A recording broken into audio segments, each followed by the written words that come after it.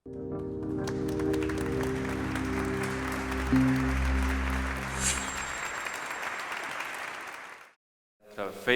was receiving every day more than 350 million images on its platform. 350 million. That's more images that you will be able to see in your entire life. So we live in a world which is totally massive images, production and massive production, but also massive consumption of images. Everybody can make photos now using their cell phones, and I'm sure here in this room everybody has a smartphone with camera on it, so it's becoming very easy. So in that jungle of images, as a photographer, I'm asking myself, what makes an image unique? An image that can finally trigger enough emotion to make you behave and change the way you are in the world, and why not change the world itself? So this small diagram shows a bit what's going to tell you today. For me as a photographer, the emotion part is fundamental. That's what is going to sparkle enough a reaction in you to want to do other things and to move forward. But in this world where so many images are on, it's not enough. There is a need for awareness and empowerment. So these images and the emotion it can procure can vary from people to people. This is the traditional dancers, scissor dancers here in Lima City.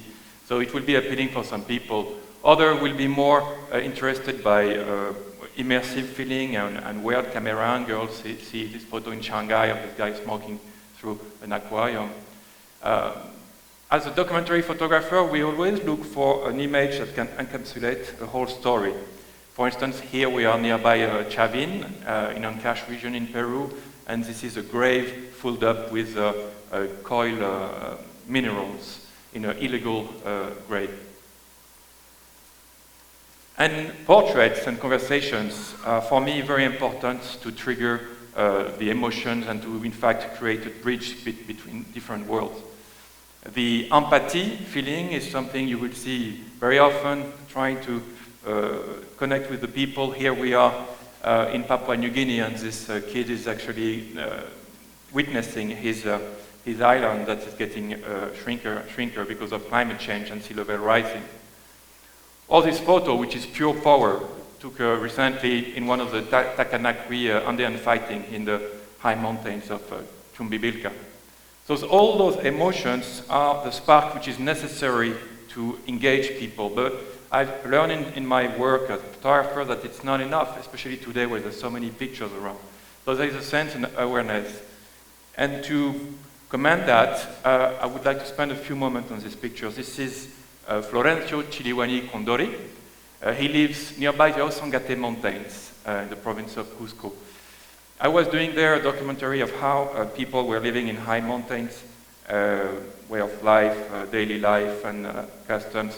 And I was struck by this man because he was really representing the model of Quechua native people in his look, in his behaving, and way of life here, what he's dressing. But when we were talking together, I was really shocked.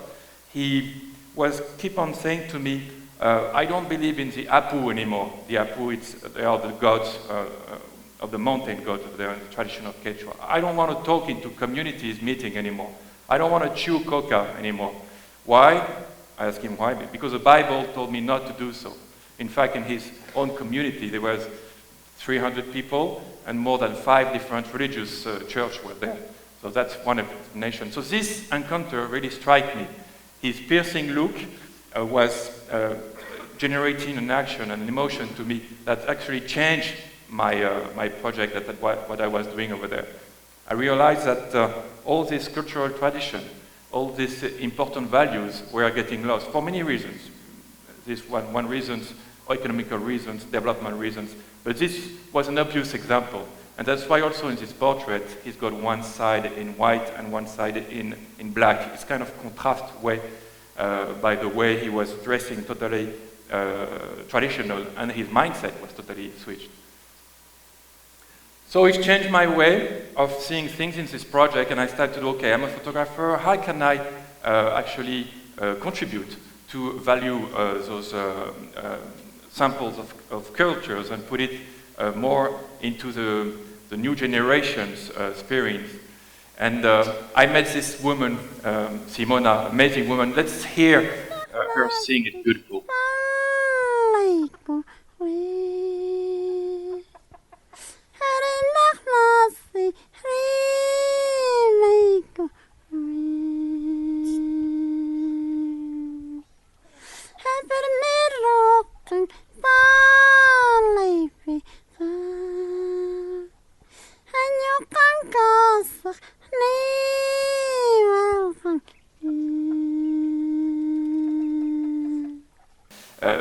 Her singing was so nice. I still remember to feel the shiver into my skin. And then she generated these huge smiles. So the contrast between a sad love song and her smile really touched me. So that's a kind of example that I wanted to recreate in the exhibition I've been doing afterwards. And that's where the awareness feeling is very important. This is Nazario Turpo, one of the last shaman here in Osongate. He died recently, and he was telling a nice story of how the Apu changed themselves into a huge white horse to push the invading Spanish people into a lake here. And when I left him, I saw this in the sky like a sign of the Apu.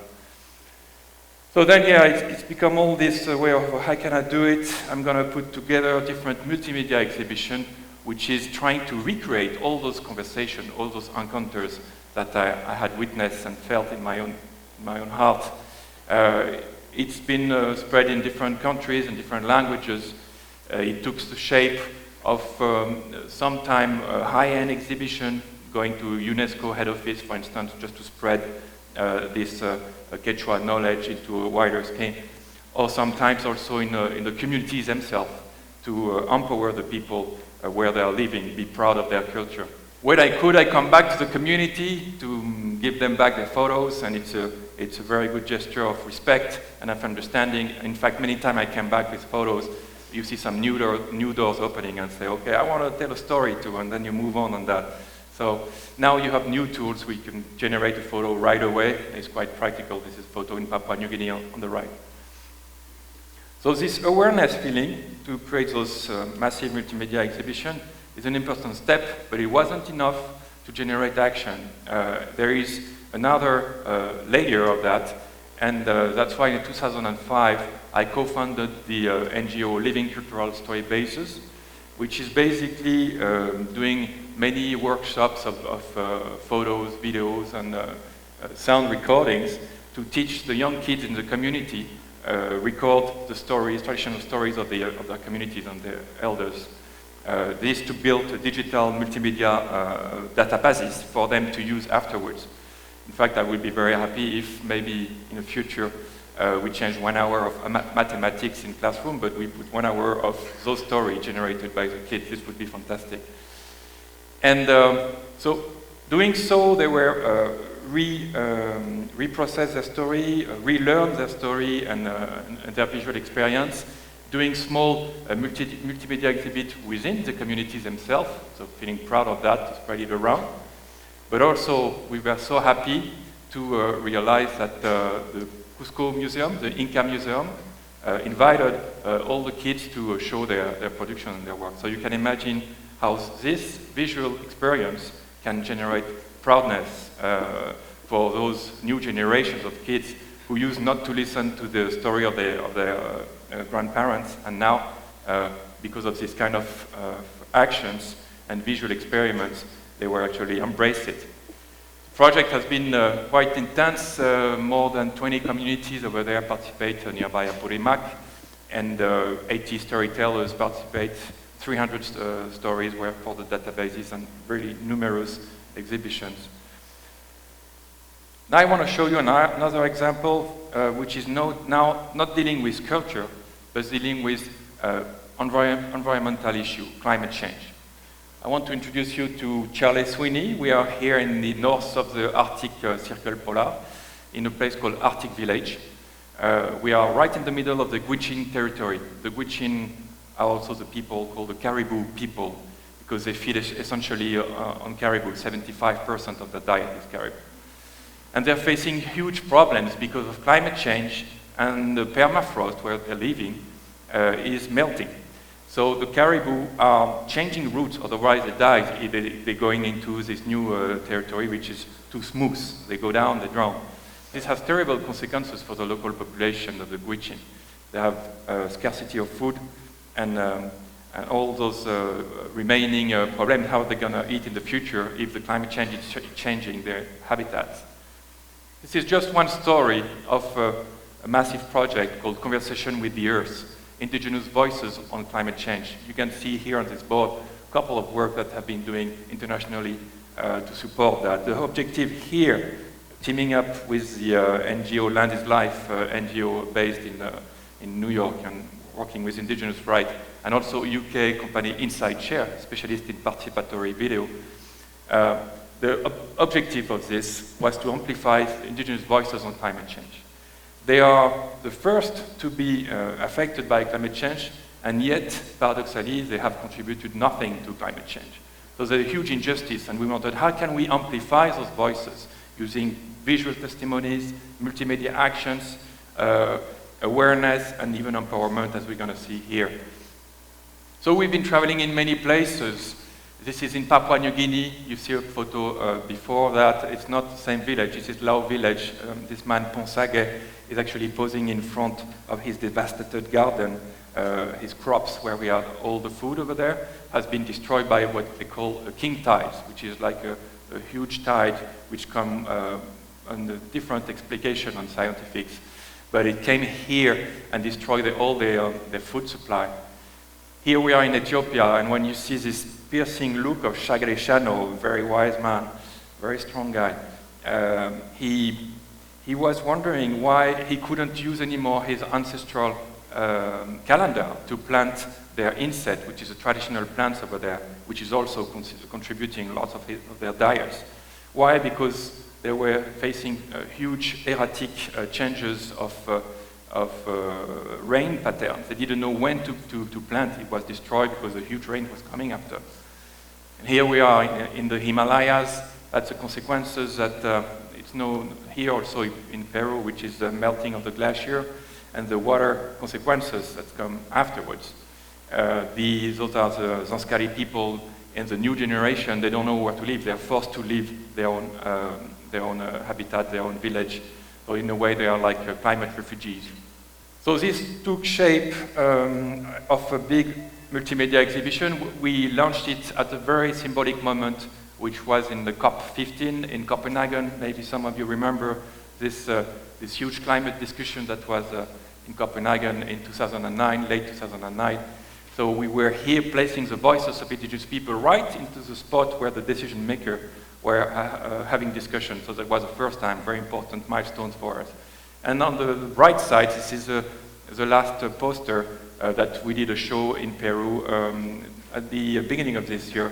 And this is, in fact, a photo of Carhuaz, nearby Carhuaz, in Ancash region, where there is a problematic with a glacier over there. So again, here, we try to put people into the mode of conversations with the stories themselves and hear the voice directly from the people. Here, there's one kid pressing a button, and hear the voice of Sarah James from Gwich'in communities. The video part is fundamental. All the videos, were about 30 different videos, they were made participatory, which means made by the communities themselves. They are getting empowered to use camera videos, and they actually tell the story with their own eyes. So we set up lots of different video stations in the multimedia exhibitions, but also participated to international screenings of festival of films and these kind of things to spread the word. Of course, the importance of new technology is there and help to spread the message. This was some kind of connected touchscreen that we put in some of the exhibits. People then could access all the medias into the web platform, Conversation Earth, and also social media as well to spread the word with their friends. A very strong impact. How can we support the indigenous people themselves to tell their story? So we let them use all the material in front of an audience. We are here in the Smithsonian Museum, the National Museum of American Indians, and also very symbolic because it's in front of the Capitol in Washington. And you see Rigzin using the photos to tell his story about what's going on in his community in terms of climate change. We wanted to go beyond those initiatives and created a very short and mobile exhibit that you can put it into a tube and ship in every places where it's needed. So that's what we've done. You see here a sample of the Arctic story, and it can actually fall into one tube. This has been translated in more than 8 languages, and we've been using them in many different settings. Here we're in Papua New Guinea in a market, and we placed this exhibit for the local people, not only to see their story, part of the overall network, but also to learn from the other story from the other communities. And last but not least, it's very important, the education part, empowerment of the people, but also the kids who are the future generations. That's some of the sample of the trainings and workshop and curriculum that has been designed around this visual and exhibitions. You see the kids writing letters directly to an indigenous leaders to create a bonding and bridge. And the right-hand side, there's a big board where kids could place what are their future actions. And here you can see, yo me comprometo a ser un uso responsable del agua. I commit myself to take care of water in my life. So this is this kind of initiative who are bringing the voice of indigenous people to the head of the new generation, which is very important because they're going to vote ultimately to make all those changes that we are not able to do today ourselves as adults. I wanted to finish with this nice photo of Sarah James, who is in the Smithsonian Museum, talking about what's going on in her communities. And to conclude, there is this nice quote from Bono, this U2 rock band that many of you probably love as I do. He said once, music can change the world because it can change people. Well, I'm pretty sure if you change music by pictures, it's also work. Thank you very much.